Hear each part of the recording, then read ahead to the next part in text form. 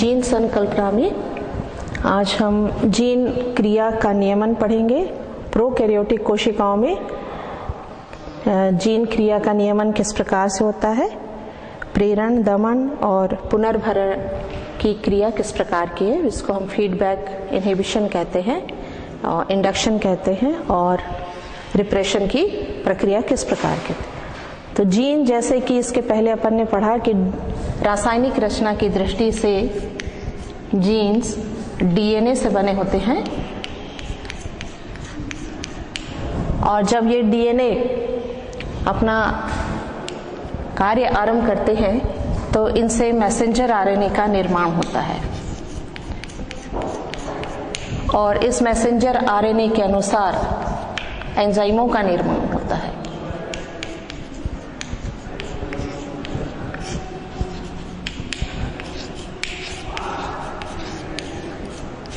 एंजाइमों के निर्माण के कारण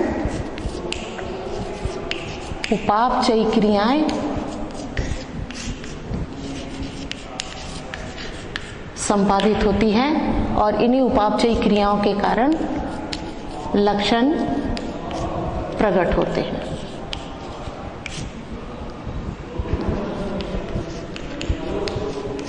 और ये सभी प्रक्रियाओं को हम एक साथ जीन भावाकृति या जीन एक्सप्रेशन कहते हैं। तो इसमें सबसे मुख्य चीज ये है कि ये जीन जो कार्य करता है, जीन जो कि रासायनिक रचना की दृष्टि से डीएनए से बना हुआ है, वो अपना काम किस प्रकार से करता है, कैसे मैसेंजर आरएनए बनाता है, उसके द्वारा एंजाइमों का निर्माण यानी पॉलीपेप्टाइड श्रृंखला का निर्माण किस प्रकार से होता है, इस प्रक्रिया को एंजाइम्स जो है अपने कार्य के द्वारा नियंत्रित करते हैं। और इस क्रिया के लिए जीन क्रिया के ऊपर नियंत्रण भी रखा जाता है।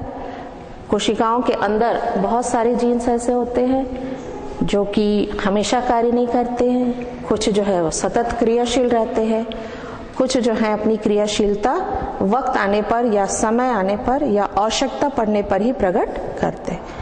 तो जो जीन्स सतत काम करते रहते हैं उनको हाउस कीपिंग जीन्स कहा जाता है, जिनकी आवश्यकता हमेशा पड़ती है। कुछ जीन्स जो है वो आवश्यकता पड़ने पर अपना काम प्रकट करते हैं, तो उनको स्विच्ड ऑन, जब वो काम शुरू करते हैं तो उनको स्विच्ड ऑन जीन्स कहा जाता है। और जो अपना कार्य प्रकट नहीं करते या अपने आप को एक्सप्रेस नहीं करते हैं तो उन्हें स्विच्ड ऑफ जीन्स कहा जाता है। इस प्रकार से हमेशा सभी जीन्स एक साथ क्रियाशील नहीं रहते और सभी जीन्स एक साथ बंद नहीं रहते। आवश्यकता के अनुसार उनकी क्रियाशीलता बंद होती है या शुरू होती है। तो ये किस प्रकार से अपना कार्य शुरू करते हैं या बंद करते हैं, ये जीवों में अलग अलग प्रकार से देखा गया है। जैसे कि प्रोकैरियोटिक कोशिकाओं में ये जो जीन्स है ये अपना कार्य अलग प्रकार से शुरुआत करते हैं या अपनी क्रियाशीलता प्रकट करते हैं या अपने भावाकृति प्रदर्शित करते हैं, और यूकैरियोटिक कोशिकाओं में ये अपना अलग प्रकार से भावाकृति प्रदर्शित करते हैं। तो प्रोकैरियोटिक कोशिकाओं में किस प्रकार से इसका नियमन है, इन सब के लिए जैकब और मोनेट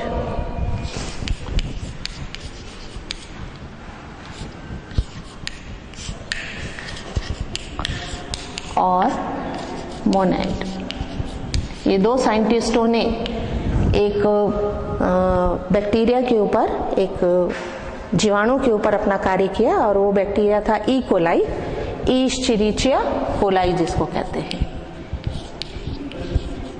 ई कोलाई में उन्होंने एक उपापचयी क्रिया को लगातार ऑब्जर्व किया, और उसके आधार पर उन्होंने प्रोकैरियोटिक कोशिकाओं में जीन क्रिया का नियमन किस प्रकार से होता है, उसका रेगुलेशन किस प्रकार से होता है, इसके लिए उन्होंने एक उदाहरण प्रस्तुत किया। ई कोलाई में लैक्टोज शर्करा का उपापचय, लैक्टोज शर्करा के उपापचय के द्वारा उन्होंने ये बताया कि प्रोकैरियोटिक कोशिकाओं में जो जीन की क्रिया का नियमन होता है वो 3 घटनाओं के ऊपर आधारित रहता है, या 3 स्तरों में क्रिया का नियमन होता है। उसमें पहली क्रिया जो है वो है एंजाइमों का नियमन।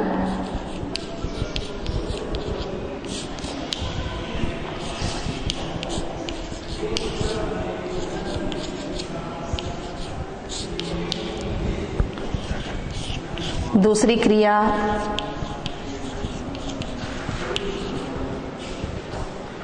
अनुलेखन का नियमन।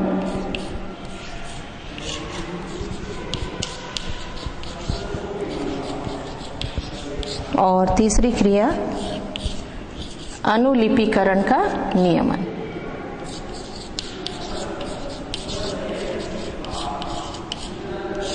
अनुलिपिकरण का नियमन। सबसे पहले एंजाइमों का नियमन किस प्रकार से होता है।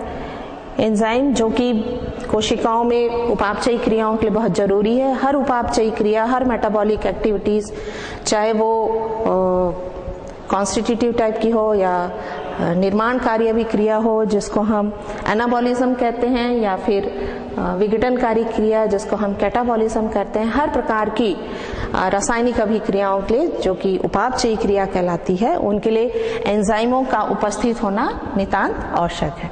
तो ये एंजाइम जो आवश्यकता के अनुसार कोशिकाओं में लगातार, कुछ एंजाइम ऐसे होते हैं जो लगातार जरूरत के अनुसार बनते ही रहते हैं, उनकी हमेशा कोशिका के अंदर जरूरत पड़ती है। जैसे कि हमारी कोशिकाओं के अंदर निरंतर ऊर्जा का उत्पादन होता रहता है, तो उस ऊर्जा के उत्पादन के लिए ग्लूकोज का अपघटन होता है और इस क्रिया को हम ग्लाइकोलिसिस की प्रक्रिया कहते हैं। तो ग्लाइकोलिसिस अभिक्रिया से संबंधित जितने भी एंजाइम्स हैं वो लगातार बनते रहते हैं।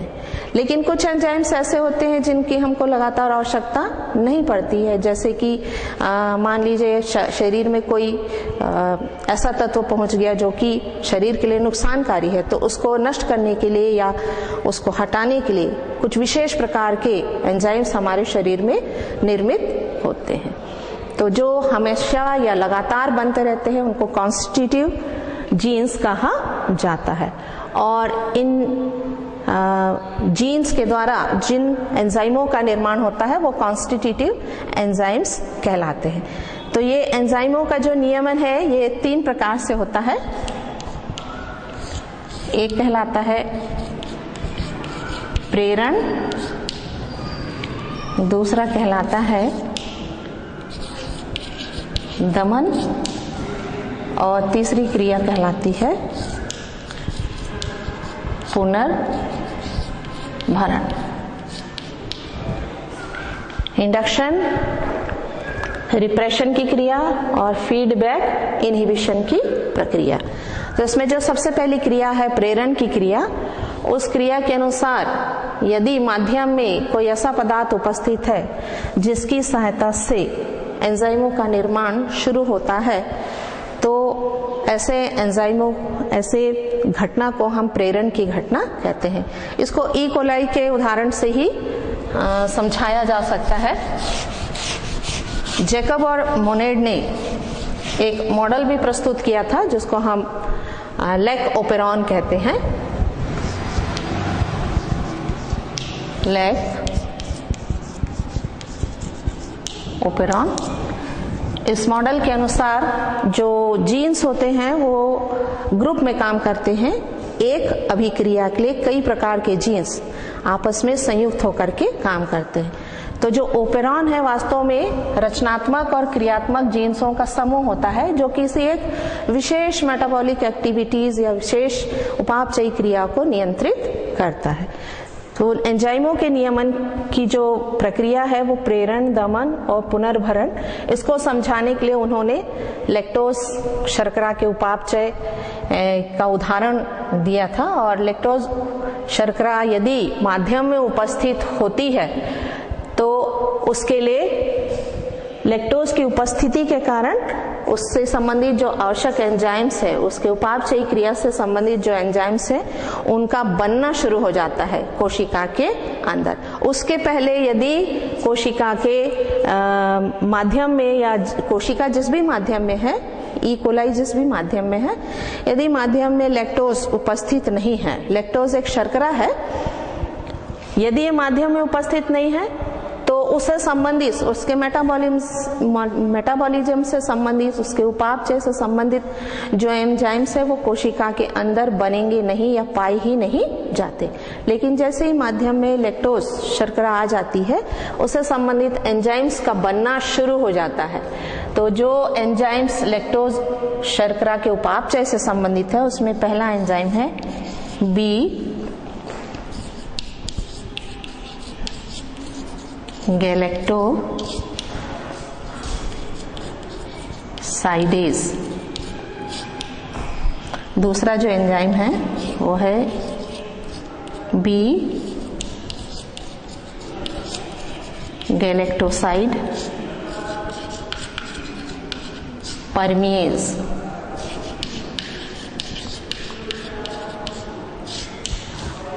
और तीसरा जो एंजाइम है B galactoside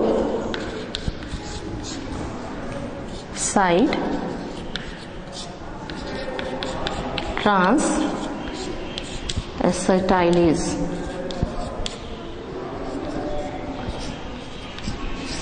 trans acetylase, B galactosidase, B galactoside permease और बी गैलेक्टोसाइड ट्रांस एसिटाइलेज, ये तीनों एंजाइम लैक्टोज शर्करा के उपापचय में भाग लेते हैं। माध्यम में यदि लैक्टोज उपस्थित है तो उससे प्रेरित होकर के ये तीनों एंजाइमों का निर्माण अपने आप शुरू हो जाता है। तो ये घटना कहलाती है प्रेरण की घटना।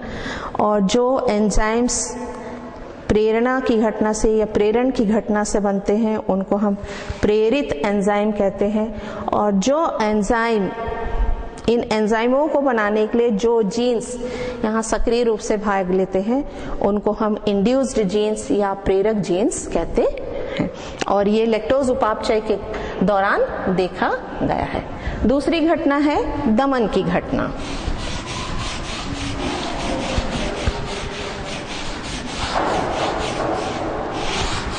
रिप्रेशन की घटना है। ये देखा गया कि ई कोलाई के माध्यम से, ई कोलाई जिस माध्यम में है उस माध्यम में यदि हिस्टिडीन डाल दिया जाए, हिस्टिडीन एक अमीनो एसिड है। वैसे तो ई कोलाई अपने माध्यम से हर प्रकार के पोषक तत्व ग्रहण करके अपने लिए जितनी मेटाबॉलिक पदार्थ है उनका निर्माण करता है, अपने लिए कार्बोहाइड्रेट, प्रोटीन, विटामिन सभी का संश्लेषण कर सकता है। लेकिन यदि माध्यम में हिस्टिडीन डाल दिया जाए तो उसके अंदर जो हिस्टिडीन बनने की जो प्रक्रिया है वो समाप्त हो जाती है, अपने खुद की हिस्टिडीन निर्माण की प्रक्रिया को बंद कर देता है और अपने माध्यम की जो हिस्टिडीन है उसका उपयोग करने लगता है। तो इस प्रकार से कोशिका के अंदर जो हिस्टिडीन निर्माण की जितनी भी, हिस्टिडीन एक अमीनो एसिड है,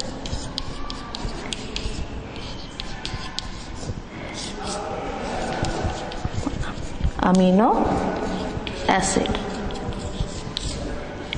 इससे संबंधित जितने भी एंजाइम्स है, इसके उपापचय, इसके निर्माण से संबंधित जितने भी एंजाइम्स है उनका बनना अपने आप रुक जाता है क्योंकि माध्यम में हिस्टिडीन आ गया है। अब उनको इसके निर्माण के लिए जो एंजाइम आवश्यक है उनके निर्माण की कोई आवश्यकता नहीं पड़ती। मतलब जो एंजाइम्स है उनका बनना चूंकि बंद हो गया है इसलिए घटना कहलाती है दमन की घटना। और जो एंजाइम्स दमित होते हैं या जिनका बनना बंद हो जाता है उनको रिप्रेस्ड एंजाइम्स कहते हैं। और जिन एंजाइमों को, रिप्रेस्ड एंजाइमों को बनाने के लिए उत्तरदायी जीन्स होते हैं उनकी स्वयं की भावाकृति अपने आप बंद हो जाती है। यानी जो रिएक्शन है, जैसे जीन्स जो कि डीएनए से बने होते हैं, डीएनए पहले मैसेंजर आरएनए बनाता है, मैसेंजर आरएनए एंजाइमों का निर्माण करता है, उपापचयी क्रियाएं प्रारंभ होती है, लक्षण प्रकट होते हैं। अब यहाँ यदि एंजाइमों का निर्माण ही बंद हो रहा है तो उपापचयी क्रिया अपने आप बंद हो जाएगी।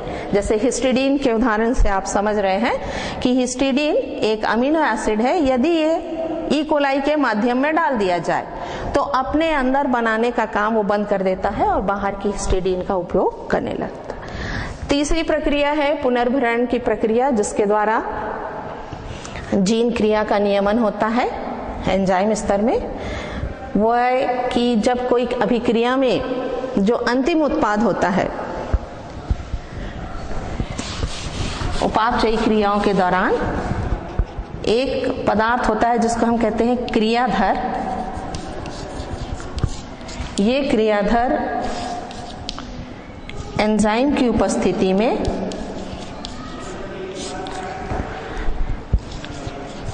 अंत्य उत्पाद में बदल जाते हैं।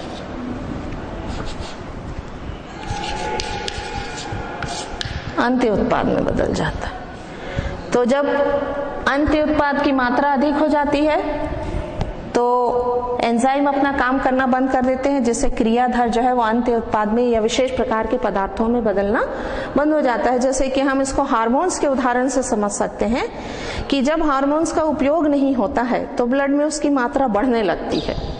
इसका मतलब क्या, हार्मोन्स का अभी उपयोग नहीं हो रहा है या उसका यूटिलाइजेशन नहीं हो रहा, तो ऑटोमेटिक जो ग्रंथियां इन हार्मोन्स का निर्माण करती हैं वो अपने आप इन हार्मोन्स का निर्माण करना बंद कर देती है। जैसे ही ब्लड में हार्मोन्स की मात्रा कम होने लगती है, इसका अर्थ कि उन हार्मोन्स का उपयोग हो रहा है लगातार, उसका यूटिलाइजेशन हो रहा है, तो फिर से ग्रंथियां जो है हार्मोन्स का निर्माण करना शुरू कर देती है। तो इस प्रकार से किसी भी एंजाइम की क्रियाशीलता बंद होना या शुरू होना, ज्यादा होना या कम हो जाना, ये अंतिम उत्पाद के ऊपर भी निर्भर करता है। हर अभिक्रिया के लिए नहीं, लेकिन कुछ अभिक्रियाओं के लिए, जैसे कि विशेष प्रकार हार्मोन्स के लिए ये अभिक्रिया लागू होती है। तो यही अभिक्रिया ई कोलाई में भी देखी गई कि उसमें कुछ पदार्थ ऐसे होते हैं जिसमें अंत्य उत्पाद को यदि कोशिका के अंदर डाल दिया जाए तो क्रिया अपने आप बंद हो जाती है, क्योंकि वो प्रोडक्ट ऑलरेडी उपयोग में नहीं आ रहा है और उसका कोई उपयोग नहीं हो रहा।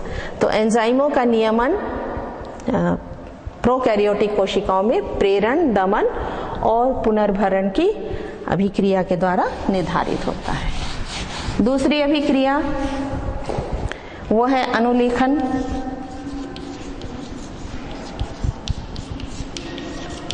और तीसरी क्रिया अनुलिपिकरण।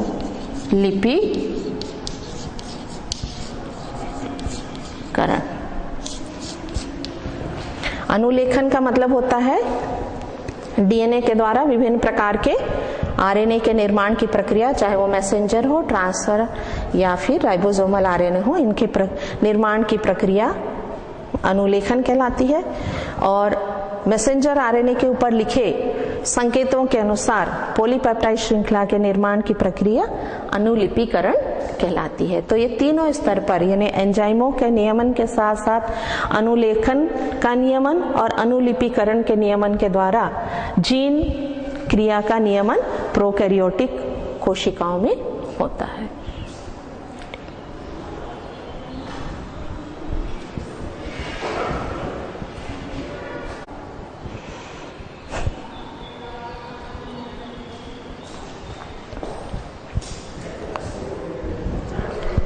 प्रोकैरियोटिक कोशिकाओं में जो प्रेरण, दमन, पुनर्भरण, अनुलेखन और अनुलिपिकरण की जो घटना है, इसके लिए जैकब और मोनेड ने जो लैक ओपेरॉन कॉन्सेप्ट दिया था, उसके अनुसार हर जीव में जीन्स का एक समूह होता है और यह समूह एक साथ एक ग्रुप में एक ऑपरेशन के रूप में काम करता है। जैसे कि ऑपरेशन थिएटर में डॉक्टर्स के अलावा नर्सेस और सहायक होते हैं, वैसे ही एक जीन अकेला काम नहीं करता। लैक ओपेरॉन कॉन्सेप्ट जो जैकब और मोनेड ने दिया था, इनके अनुसार ग्रुप ऑफ जीन्स एक साथ किसी भी मेटाबॉलिक एक्टिविटीज को कंट्रोल करते हैं और इसी को कहा जाता है ओपेरॉन। तो जिस लैक्टोज उपापचय से संबंधित है, इसीलिए इसका नाम पड़ा लैक ओपेरॉन। इसकी रचना किस प्रकार की होती है, एक लैक ओपेरॉन की, और इसका मैकेनिज्म क्या है। इसकी क्रियाविधि किस प्रकार की होती है। तो पहले अपन लेग ओपेरॉन का स्ट्रक्चर देखते हैं।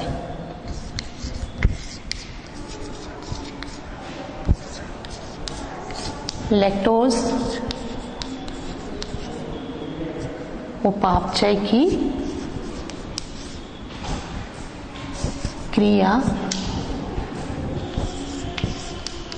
हेतु जो लेग ओपेरॉन कॉन्सेप्ट दिया गया था उसके अनुसार इसमें 2 प्रकार के जीन्स होते हैं। पहला जीन्स जो है वो कंट्रोल या नियंत्रक जीन्स होता है,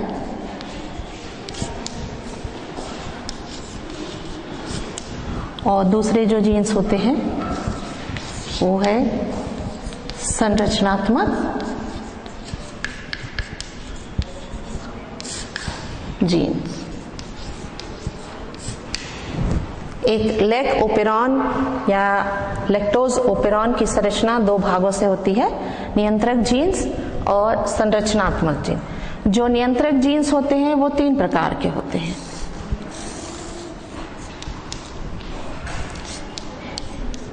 एक होते हैं रेगुलेटर जीन,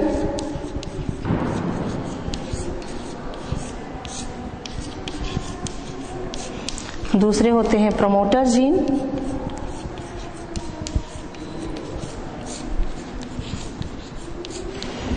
और तीसरे होते हैं ऑपरेटर जीन। इसी प्रकार से संरचनात्मक जीन भी 3 प्रकार के होते हैं।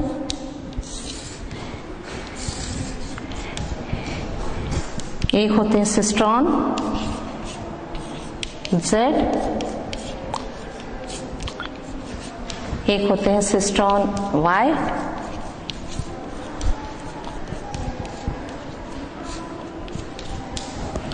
और एक है cistron A। Cistron Z, cistron Y और सिस्ट्रॉन A ये इस प्रकार के संरचनात्मक जीन हैं जो इनमें की पॉलीपेप्टाइड श्रृंखलाओं के निर्माण करने के लिए पूरी सूचनाएं निहित रहती है। और ये सारे genes regulator gene, promoter gene, operator gene, cistron Z, cistron Y और सिस्ट्रॉन A डीएनए के सेगमेंट में एक विशेष जगह पर एक ही साथ स्थित रहते हैं। यदि हम इसको चित्र के द्वारा प्रदर्शित करें,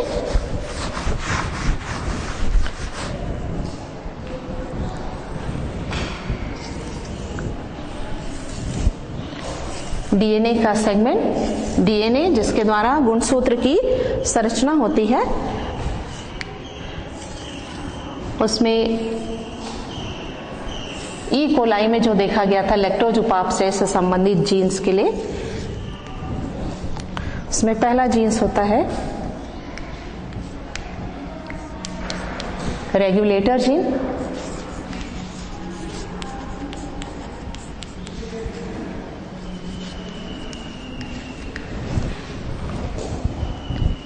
इसको R से या फिर I से भी प्रदर्शित करते हैं। इसको प्रमोटर जीन कहते हैं।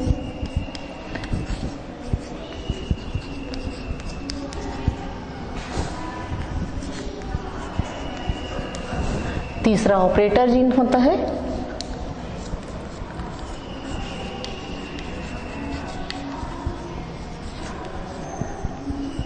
उसके बाद सिस्ट्रॉन Z, उसके नेक्स्ट सिस्ट्रॉन Y और उसके नेक्स्ट होता है सिस्ट्रॉन A। ये सभी जीन्स एक के बाद एक दूसरे से जुड़े हुए रहते हैं। इनके बीच में कोई पंक्चुएशन नहीं होता है, कोई बिंदुगर्तिता नहीं होती, कोमा या विराम नहीं होता। ये कंटिन्यूएशन में होते हैं और काम भी एक ग्रुप के साथ ही करते हैं। इसमें जो सबसे पहला जीन्स है रेगुलेटर जीन्स, ये विशेष प्रकार के पदार्थों का निर्माण करता है जिसको हम दमनकारी पदार्थ कहते हैं। और यदि ये दमनकारी पदार्थ बनता है तो वो जा करके ऑपरेटर जीन से जा करके संयुक्त हो जाता है।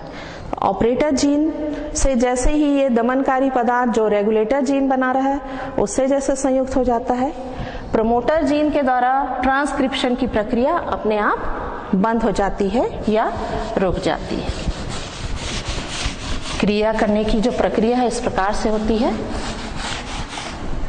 सबसे पहले रेगुलेटर जीन्स के द्वारा मैसेंजर आरएनए निर्मित होता है।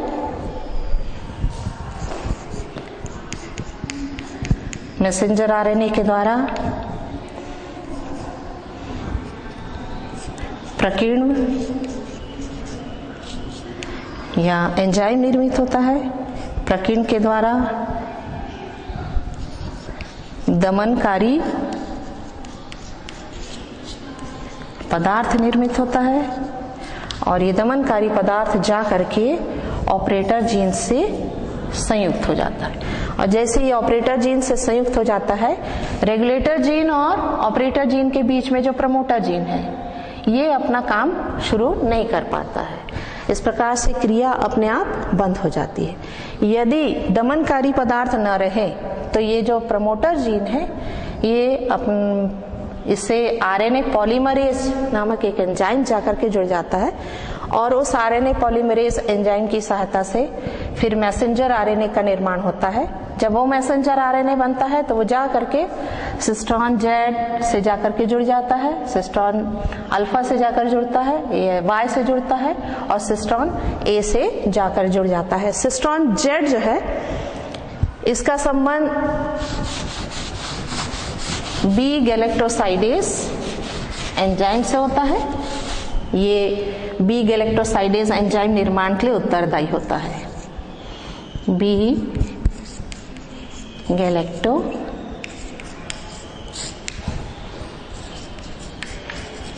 साइडेज, इसका संबंध सिस्टोन जेड से है और बी गैलेक्टोसाइडेज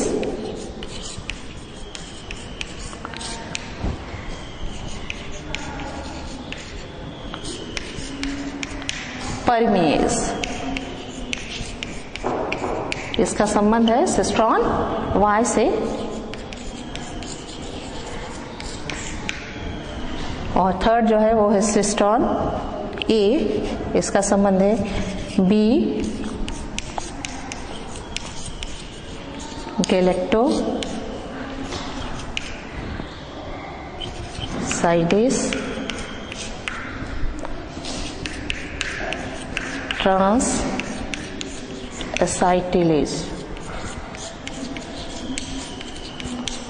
ये संबंधित है सिस्टोन ए से।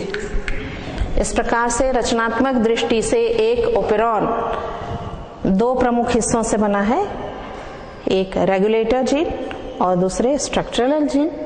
रेगुलेटर जीन कंट्रोल जीन जो है वो रेगुलेटर जीन और प्रमोटर जीन और ऑपरेटर जीन से बना होता है और जो स्ट्रक्चरल जीन होते हैं या रचनात्मक जीन्स होते हैं वो सिस्टोन जेड, सिस्टोन वाई और सिस्टोन ए से संबंधित होते हैं। अब ये कार्य किस प्रकार से करते हैं, इसका मैकेनिज्म किस प्रकार का होता है। लैक्टोज या लैक ओपेरॉन की क्रिया विधि दो घटनाओं के ऊपर आधारित है, दमन और प्रेरण की घटना। कि जब तंत्र या सिस्टम जो है वो इंड्यूसिबल रहता है या प्रेरक रहता है और दूसरे जबकि तंत्र दमनकारी होता है या रिप्रेसिबल होता है। लैक ओपेरॉन की क्रिया विधि मैकेनिज्म। तो पहली घटना है या पहली क्रिया होती है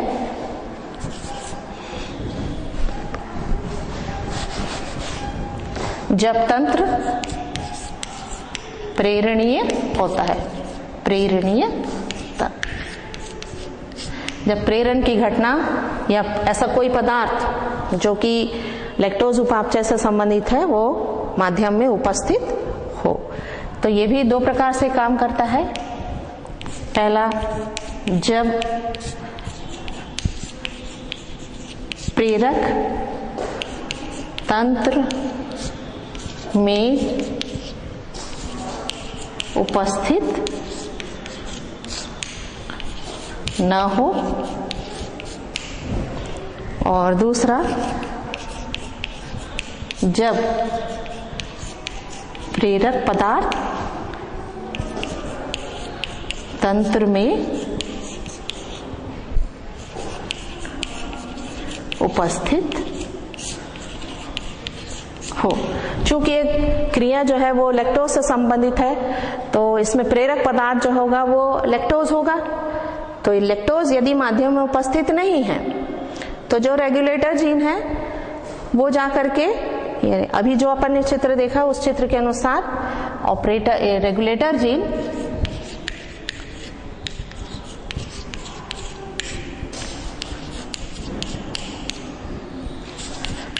दमनकारी पदार्थ बनाएगा और ये दमनकारी पदार्थ जाकर के ऑपरेटर जीन से संबंधित हो जाता है।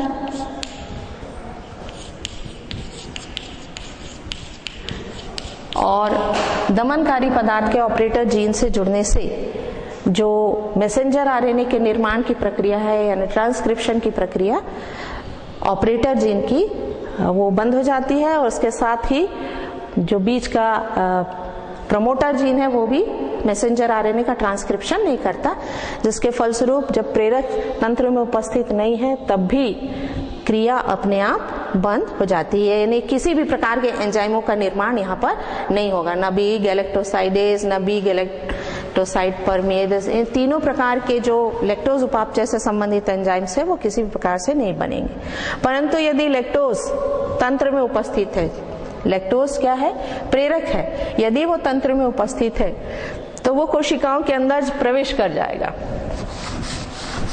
और कोशिका के अंदर चूंकि एक एक्सपेरिमेंट या ये उदाहरण जो जैकब और मोनेड ने दिया था लैक ओपेरॉन कॉन्सेप्ट के द्वारा, वो ई कोलाई में ही देखा गया था। ई कोलाई एक बैक्टीरिया है, तो ई कोलाई के माध्यम में यदि लैक्टोज उपस्थित है तो वो कोशिका के अंदर जाकर के एक अन्य पदार्थ में बदल जाता है। लैक्टोज जिस पदार्थ में बदलता है उसको कहते हैं एलो लैक्टोज। और ये एलो लैक्टोज जाकर के ऑपरेटर जीन से जो जुड़ा हुआ है दमनकारी पदार्थ उसको निष्क्रिय कर देता है। ऑपरेटर जीन से जुड़े पदार्थ को निष्क्रिय कर देता। और जैसे ही वो उसको निष्क्रिय करता है, एलो लैक्टोज ऑपरेटर जीन से जुड़े हुए दमनकारी पदार्थ को निष्क्रिय कर देता है, तुरंत जो प्रमोटर जीन है, प्रमोटर, इससे तुरंत मैसेंजर आरएनए के निर्माण की प्रक्रिया आरंभ हो जाती है। और जैसे ही मैसेंजर आरएनए का निर्माण होता है, ये पहुंच जाता है सिस्टोन जेड, सिस्टोन वाई और सिस्टोन ए के पास, तो तुरंत उनके निर्माण की प्रक्रिया आरंभ हो जाती है, उनके ट्रांसक्रिप्शन की प्रक्रिया आरंभ हो जाती है। दूसरी घटना है दमनकारी तंत्र। लैक ओपेरॉन की जो क्रिया विधि है लैक्टोज उपापचय से संबंधित, उसमें एक तो प्रेरणीय तंत्र होने के कारण या प्रेरण की घटना से एंजाइमों की क्रिया विधि को नियंत्रित किया जाता है, और दूसरा दमनकारी तंत्र से।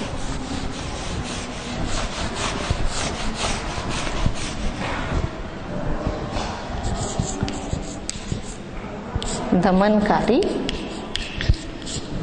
या दमनकारी घटना या रिप्रेसिबल घटना से एंजाइमों के ऊपर, उनकी क्रियाशीलता के ऊपर नियंत्रण किया जाता है। तो ये भी दो प्रकार से होता है।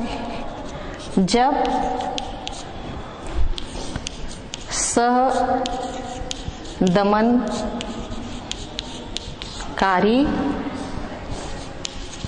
पदार्थ उपस्थित न हो। और दूसरी घटना, जब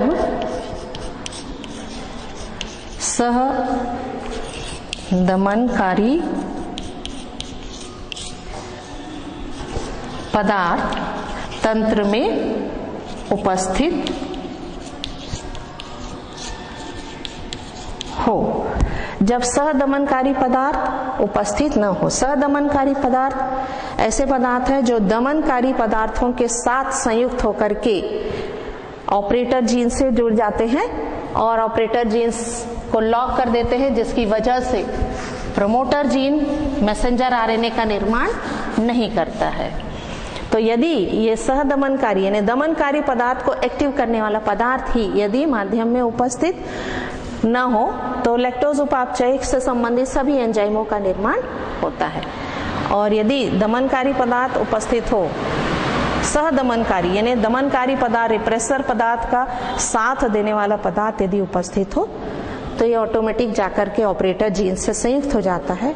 ऑपरेटर जीन से जैसे ही संयुक्त होता है, आरएनए पॉलीमरेज जाकर के ऑपरेटर जीन से नहीं जुड़ पाता और जिसकी वजह से मैसेंजर आरएनए का निर्माण नहीं हो पाता। इस प्रकार हम लैक्टोज उपापचय से संबंधित जो लैक ओपेरॉन कॉन्सेप्ट है उसमें दो घटनाएं अपन ने देखी, एक तो दमनकारी घटना और एक प्रेरण की घटना, जिसके अनुसार एंजाइमों का बनना शुरू होता है और एंजाइमों का बनना बंद होता है।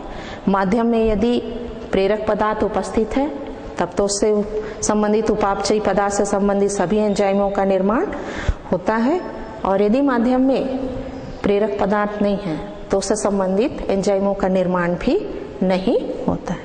आज अपन ने पढ़ा कि जीन क्रिया का नियमन प्रोकैरियोटिक कोशिकाओं में किस प्रकार से होता है, प्रेरण, दमन और पुनर्भरण की घटना किस प्रकार की होती है। धन्यवाद।